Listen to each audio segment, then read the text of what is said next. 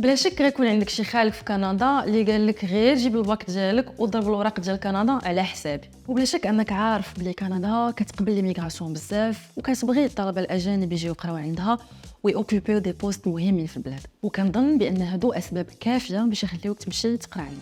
والا ما كفاوكش تبع معايا لا فيديو حتى الاخر باش نعطيك لاصق.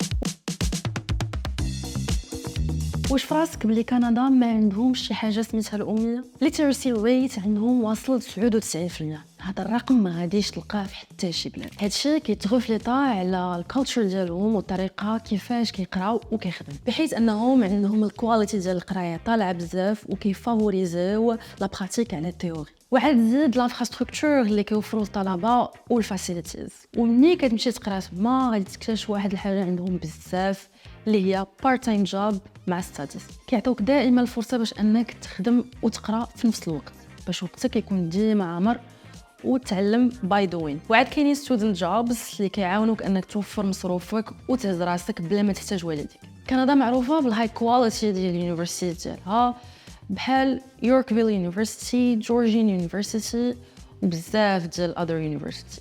من ورا ما كتجي لعندنا كنعاونوك تختار التخصص اللي موالم ليك، الجامعه اللي غادي تبغي. كتجي المرحله ديال الفيزا ديال كندا اللي كتعتبر فيزا ما صعيباش بزاف كومباري لي زوطخ ديستيناسيون، حيت كندا كتعتبر بلاد اللي كيبغي الطلبه الاجانب يجيو يقراو عندهم ويخدموا عندهم. ومورا هادشي خاصك تفكر انك توجد التوفل ايلتس ولا ديولينغو ديالك باش يخليك هاد لو تيست دو لونغ اليجيبل لي زونيفرسيتي كنديين. ممكن لك تجيب 80 في التوفل، 6 في الايلتس و115 في ديولينغو، وهاد السكور هذا غيخليك ما تلقاش مشكل في لاكسبتاسيون اوبري ديال لي زونيفرسيتي. هادشي اللي كاين بالنسبه لكندا. باش تقدروا نجاوب على جميع التساؤلات ديالك عمر الاستماره، فريق وجهه غيتواصل معك.